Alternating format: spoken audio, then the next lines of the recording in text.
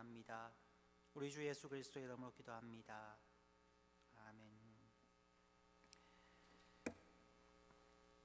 삶은 어렵다. Life is difficult. 한글 번역으로는 아직도 가야 할 길이라는 책이고, 영어로는 The Road Less Traveled 라고 하는 M. 스캇 팩 정신과 의사가 쓴 책입니다. 인생은 항상 어렵지만 코비드-19는 대부분의 사람들에게 현재의 상황을 더욱 어렵게 하고 우리를 위축되게 합니다.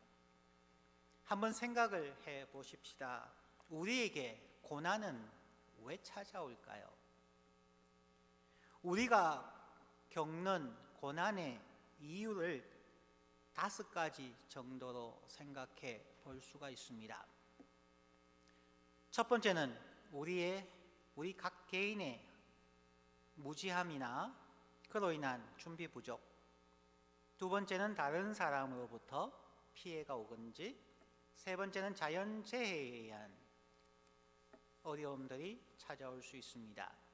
네 번째는 사탄이 우리를 시험할 수 있고, 다섯 번째는 하나님께서 우리의 믿음을 시험하실 수도 있습니다. 사람들은 어려움을 겪을 때에 당황하고 좌절합니다. 또한 그리스도인들은 어려운 고난을 당할 때에 하나님이 어디 계십니까?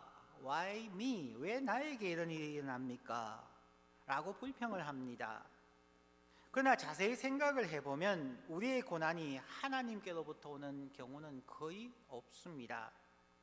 구약 성경에 나오는 욥, 동방의 의인이라고 하는 욥의 경우는 그의 잘못이 없음에도 불구하고 하나님의 허락 속에서 사탄이 욥을 정말 처절하게 시험하며 고난을 주었습니다. 그러나 성경에서 욥은 한 명뿐입니다. 하나님으로부터 시험을 당하는 사람은 극소수 거의 없다고 할 수 있겠습니다. 그러면 사탄이 직접 우리를 공격하는 경우가 있을까요? 그것 또한 거의 없습니다. 사탄은 저와 여러분을 거의 시험하지 않습니다. 왜냐하면 우리가 그만한 믿음을 가지지도 않았고요. 사탄이 우리를 시험하지 않아도 우리는 사탄이 좋아하는 일만 골라서 하는 경향이 많이 있기 때문에 그냥 내버려 둘 것입니다. 세 번째인 자연재해에 해당하는 지진이나 낙뢰로 인한 산불이나 허리케인이나 쓰나미, 가뭄이나 한파와 같은 재난은 우리가 경험하는 고난의 10%도 되지 않습니다. 특히 미시간에 살게 되면 이러한 자연재난은 거의 없다고 할 수가 있을 것입니다. 대부분의 고난은 사람에게서 옵니다.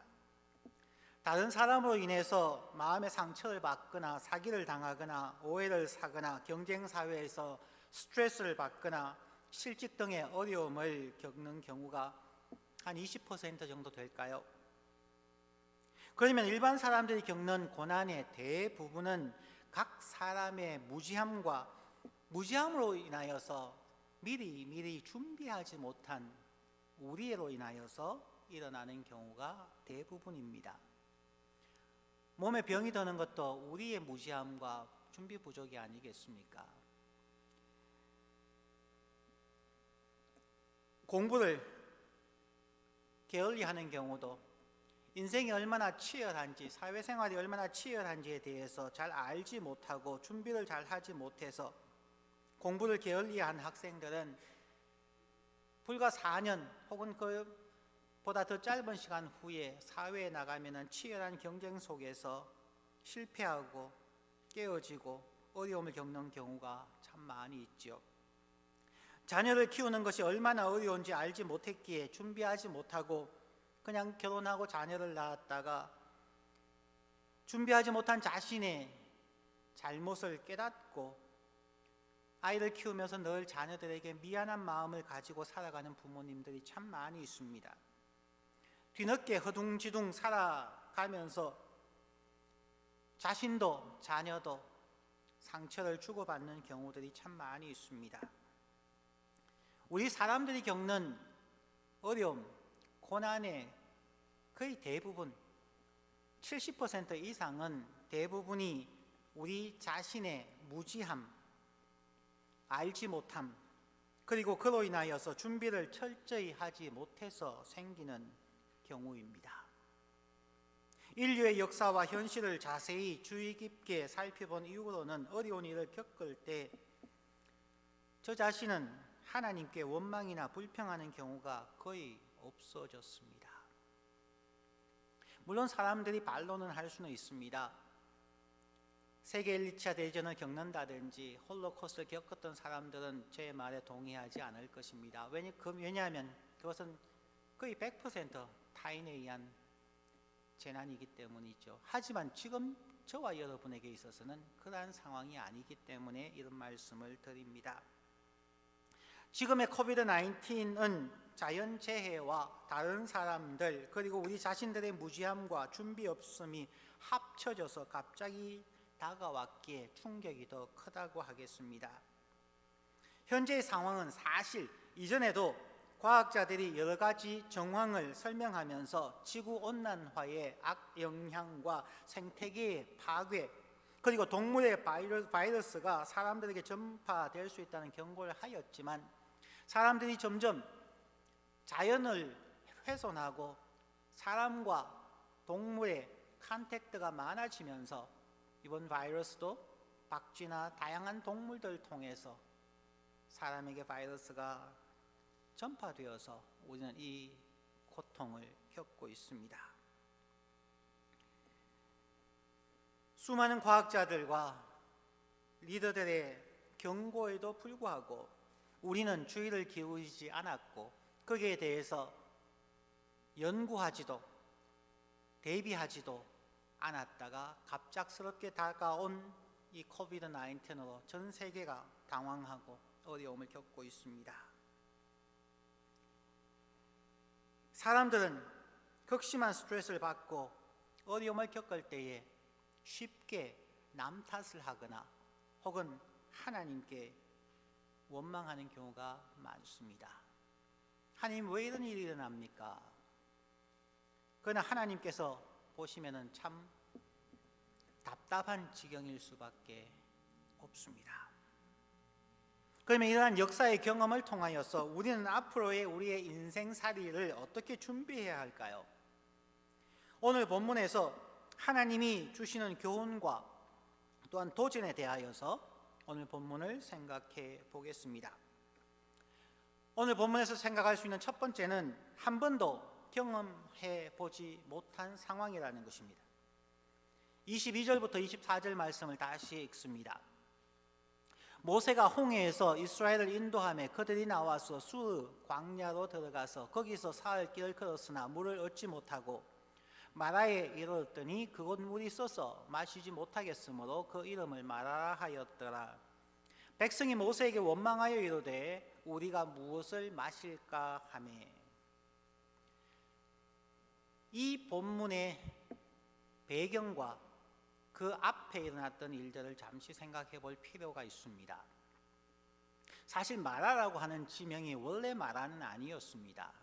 나중에 썬물이 있음을 통해서 사람들이 그곳을 마라라고 이름을 붙인 것이죠. 출애굽기 오늘 본문 15장 22절 이전의 상황을 보면은 하나님께서 이스라엘 백성의 고통을 보시고 모세를 보내어 주시고 모세를 통하여서 바로와 10가지 재앙을 통하여서 힘겨루기를 하게 하고 결국 하나님께서 바로를 이기시고 이스라엘 백성들을 430년의 종살이에서 구해내는 출애굽의 역사가 나타납니다. 그것이 1장부터 14장까지의 내용이고 15장 1절부터 21절까지에서는 모세의 노래와 모세의 누나 되는 미리암의 노래가 나옵니다. 하나님이 우리를 구원하셨습니다. 하나님이 우리를 축복하셨습니다. 라고 찬양하는 내용이 나옵니다. 이러한 상황 직후에 오늘 본문 1절에 보면은 그들이 홍해에서 나와서 사흘길 3일을 걸었으나 물을 얻지 못하고 라는 말이 나옵니다. 마라라고 하는 그 지역에 이르렀을 때에 그곳에 물이 써서 마시지 못하게 되었습니다.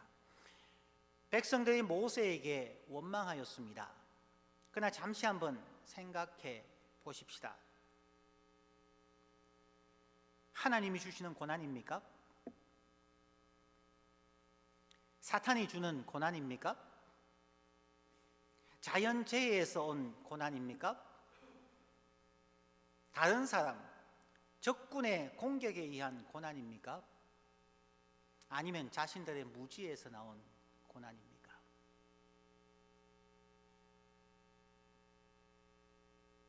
하나님, 사단, 자연재해, 적군의 침입은 전혀 없었습니다. 그러면 생각해 보아야 되죠. 이 엄청난 고난이 어디에서 왔는가요?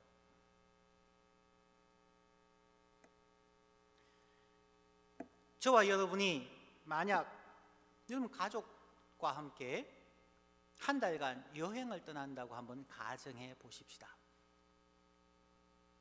자, 그러면은 자기 일에 분주하다가 여행 당일날 비행기를 타고 출발하든지 아니면 자동차를 타고 출발하시겠습니까? 한 달 동안 여행을 하시는데 그냥 간단하게 세면도구와 옷 몇 개를 챙기고 가시겠습니까? 저와 아내는 여행을 떠나면 보통 이틀째부터 어려움을 겪습니다. 사전에 충분히 준비를 안 하고 왔다고 불평을 터뜨리면 그때부터는 여행이 아니라 포로 수용소가 됩니다. 여행을 할 때 이런 말들이 있지 않습니까? 아는 만큼 보인다. 사전에 정보를 연구하고 찾아보고 공부한 만큼 이해할 수 있고 교훈을 얻을 수 있다. 저희 아내는 이런 말을 철저하게 신봉하는 사람입니다. 저는 한 번씩 그런 생각이 납니다. 그런데 아내는 왜 제가 이런 사람이라는 것을 사전에 미리 연구하지 않고 결혼해서 이제 와서 불평하는 걸까요? 그때 한 번의 끔찍한 실수를 되풀이하지 않기 위해서 그때의 경험을 교훈 삼아 이러는 것일까요? 이스라엘 사람들, 출애굽한 이스라엘 사람들, 그들은 아마 수개월 전 모세가 그들에게 와서 하나님께서 그들을 출애굽시킬 것이라는 것을 들었습니다.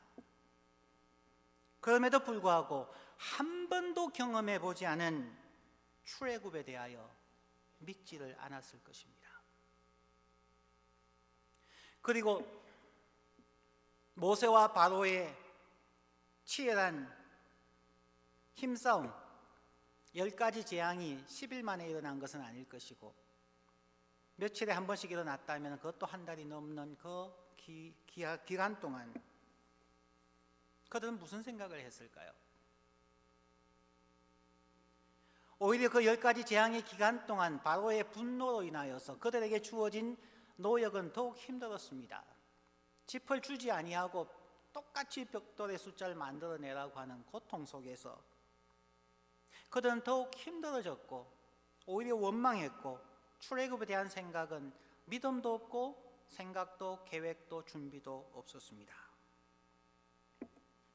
그들은 하나님의 계획을 믿지 않았고 그들은 하나님이 보낸 모세를 믿지 않았고 그들은 당장 그들에게 닥친 힘들어진 노동으로 인하여서 출애굽에 대한 지식 없이 불평과 원망 속에 있었습니다.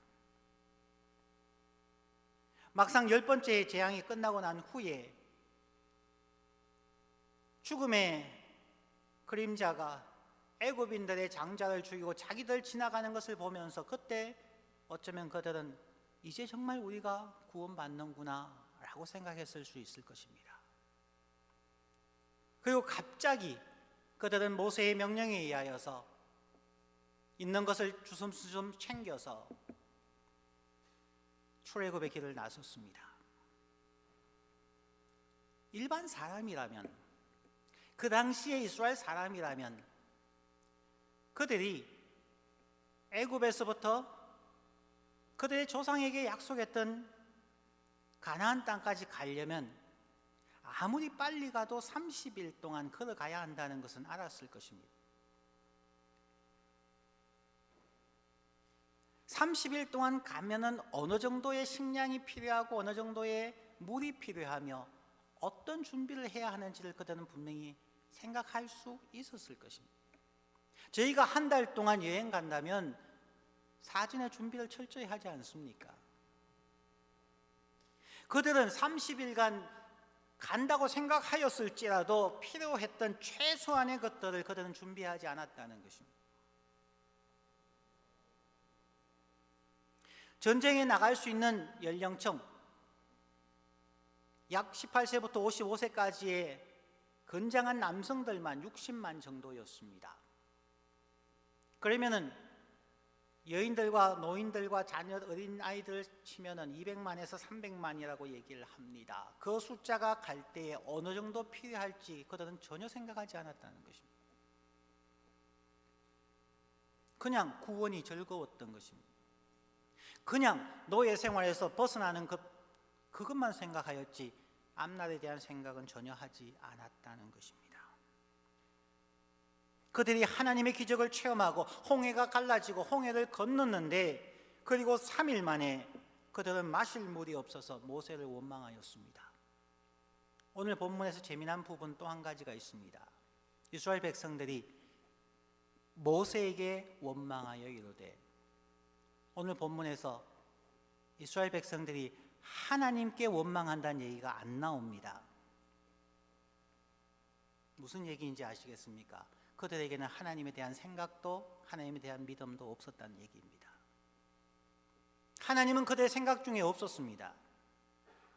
구원받았지만 그들을 인도했는 모세만을 바라보았습니다. 그래서 그들은 모세에게 원망하여 이르되 우리가 무엇을 마실까 이야기했습니다.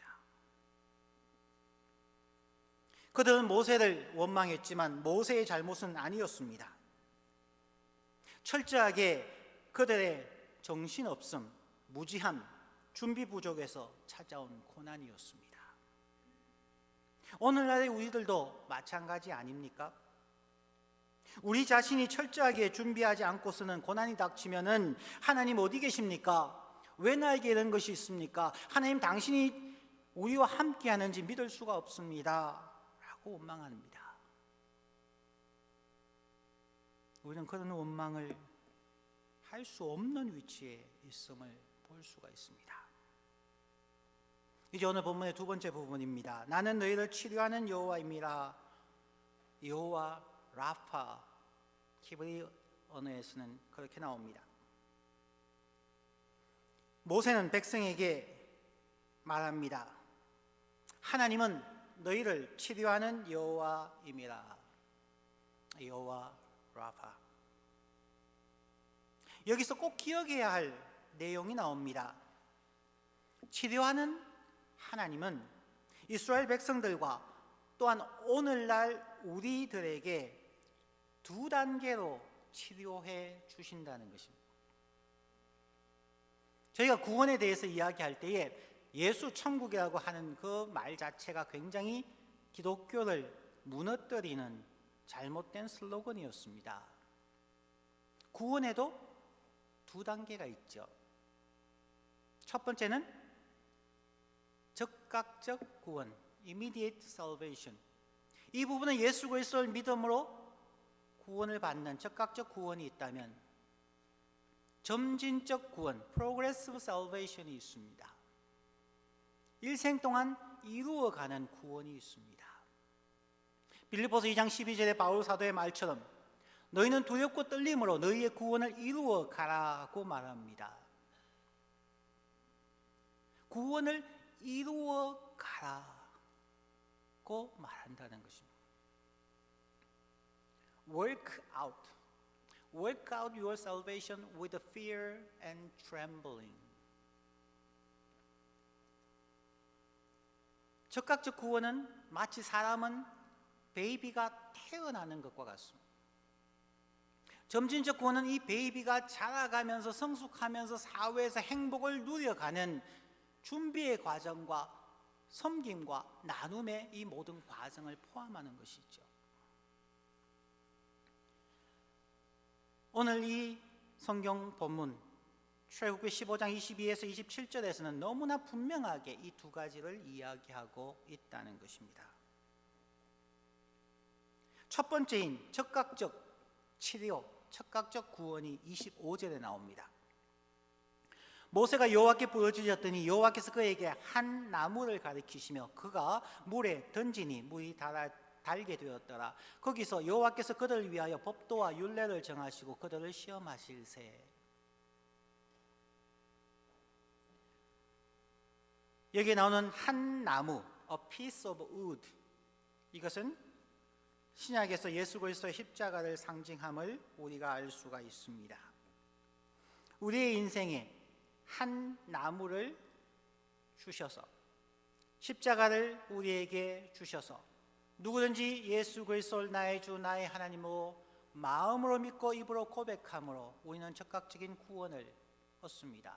새로운 생명을 얻게 됩니다.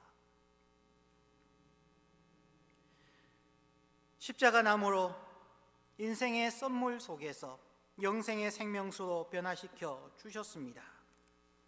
그러나 거기에서 멈추면 안 됩니다. 오늘 본문에서 두 번째 점진적 치료가 26절에 나옵니다. 이러시되 너희가 너희 하나님 나 여호와의 말을 들어 순종하고 내가 보기에 의를 행하며 내 계명에 귀를 기울이며 내 모든 규례를 지키면 내가 애굽 사람에게 내린 모든 질병 중 하나도 너희에게 내리지 아니하리니 그때야 비로소 나는 너희를 치료하는 여호와임이라. 여호와 라파라고 얘기합니다. 한 나무를 던져서 구원함으로 나는 너희를 치료한 여호와임이라고 하지 않는다는 것입니다. 나무를 던져서 물을 변화시켰지만 그것이 첫 번째 시작이라면은 두 번째 과정을 겪고 난 후에야 비로소 나는 너희를 치료하는 여호와임이라 말씀한다는 것입니다. 자, 26절에서만 행동을 나타내는 액션 버브를 한번 찾아보십시오. 네 가지가 나옵니다.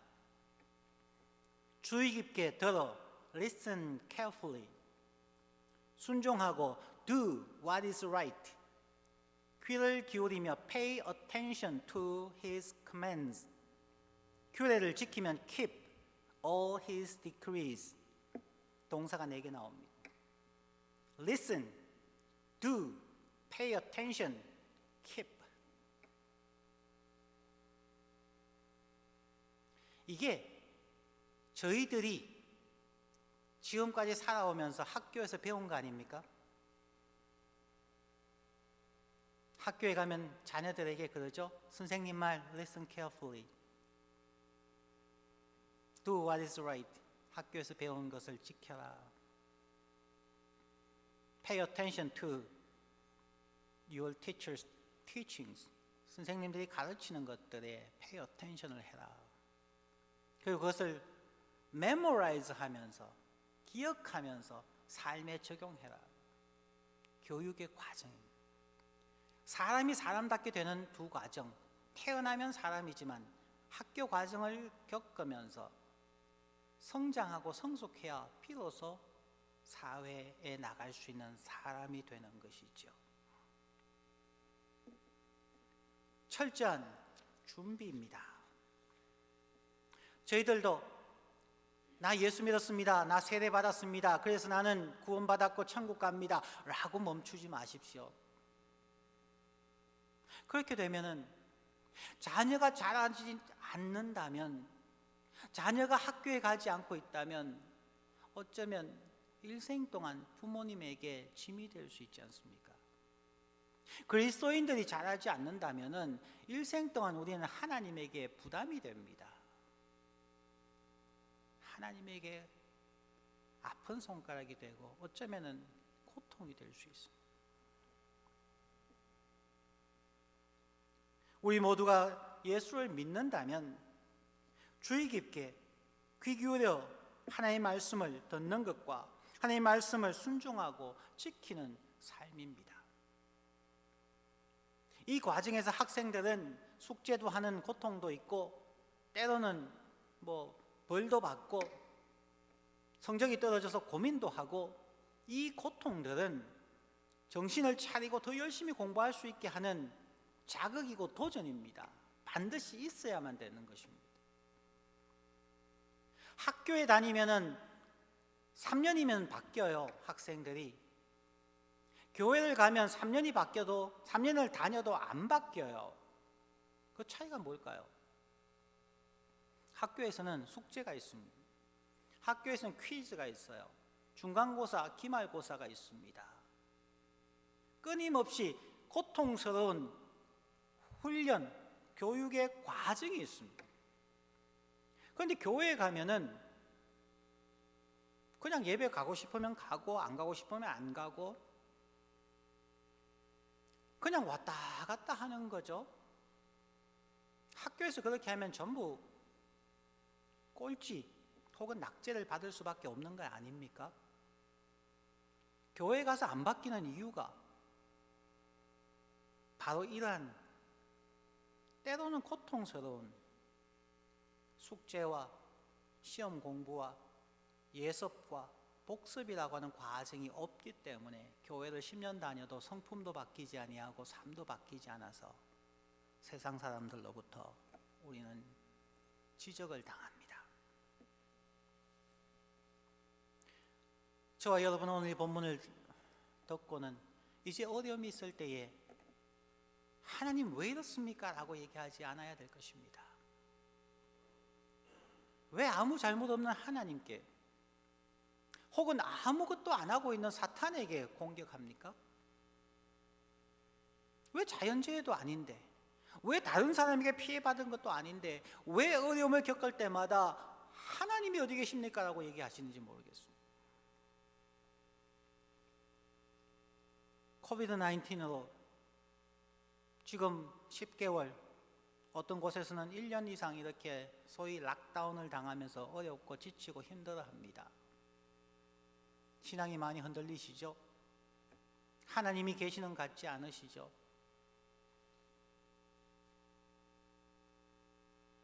이 어려움이 하나님께로부터 온 것입니까? 하나님이 우리의 믿음을 시험하기 위해서 주신 것입니까? 사단이 우리를 넘어뜨리려고 주는 시험입니까? 아닙니다. 이 기회는 우리에게 도전입니다. 핸드릭 벌코프라고 하시는 네덜란드의 신학자가 그런 말씀을 하셨습니다. 1890년 정도까지만 해도 네덜란드의 개신교와 캐톨릭을 합쳐서 크리스찬의 숫자가 91%였습니다. 1970년을 넘어가면서 현재 네덜란드의 기독교 인구는 4%예요. 91%가 4% 떨어져서 가장 자유로운 국가가 되어버렸습니다. 그런데 벌코프 교수가 이렇게 얘기했습니다. Now, 지금이 우리가 그리스도인으로 살아갈 수 있는 최고의 기회이다. 91%가 교회 다닌다고 했을 때는 크리스찬으로서 소금과 빛의 역할을 전혀 하지 않아도 되는 상황이었지만 지금 4%는 이때에 이것이 하나님이 우리에게 주신 최고의 기회이다. 여기에서 살아남는 자가, 여기에서 그리스도인처럼 살아가는 자가 진정한 그리스도인이다. 코비드-19이 얼마나 더 진행될지는 알지 못하지만 성도 여러분, 지금이 우리가 그리스도인으로 살아갈 수 있는 최고의 기회입니다. 우리의 이웃을 돌볼 수 있는 기회입니다. 역경에도 하나님의 말씀을 붙잡고 살아갈 수 있는 기회입니다. 위기가 곧 기회라는 말을 우리는 많이 들었습니다. 지금은 신앙이 무너지는 때가 아니라 신앙을 새롭게 하는, 치료하는 하나님 그분의 손을 붙잡고 나아갈 수 있는 기회입니다. 우리가 예수 그리스도의 십자가를 믿고 1단계로 즉각적인 구원을 얻고, 그리고 지속적으로 하나님의 말씀을 주의 깊게 듣고 삶의 실천함을 통하여 우리의 지식이 자라고 감사와 평안함의 감정이 자라고 순종을 통하여서 의지력과 결단력이 자라가게 됩니다. 이러한 지적, 정서적, 의지적 삶의 훈련을 통하여 우리는 비로소 건강한 신앙, 삶을 변화시키는 신앙생활을 할 수 있게 됩니다.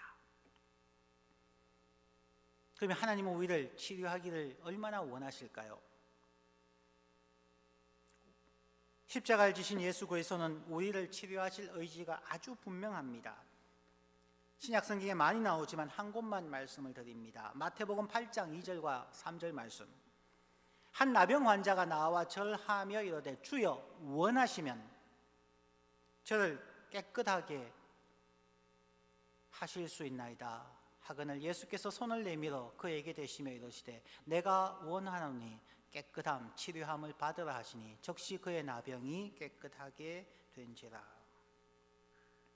NIV 영어 성경에서는 A man with a leprosy came and knelt before him and said, Lord, if you are willing, you can make me clean, healed. Jesus reached out his hand and touched the man. I am willing. He said, be clean, be healed. Immediately he was cleansed of his leprosy. 예수님은 항상 하시는 말씀. I am willing. 나는 원한다. 나는 너를 치유하기를 원한다. 나는 너가 깨끗해지기를 원한다. 그게 예수의 마음입니다.